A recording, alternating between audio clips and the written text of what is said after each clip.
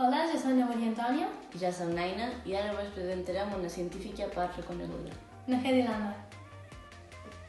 El nom complet de Nahedi Lamar era Hedwig Eva Maria Kiesler. Va néixer el 19 de novembre del 1914 a Viena, Àustria, i va morir l'any 2000 a Castleberry, Estats Units d'Amèrica. Des de la Segona Guerra Mundial va despertar el seu interès per l'enginyeria i la veritat és que li anava molt bé. Tenia un talent innat per les matemàtiques i la física, i mira que quasi no havia estudiat. Nahedi Lamar va inventar el Wi-Fi. Durant la Segona Guerra Mundial, en George Antheil i ella van crear un sistema secret de transmissió de ràdio. Avui en dia, aquest sistema és utilitzat per a la tecnologia, com el Wi-Fi, el Bluetooth i el GPS, uns invents molt coneguts.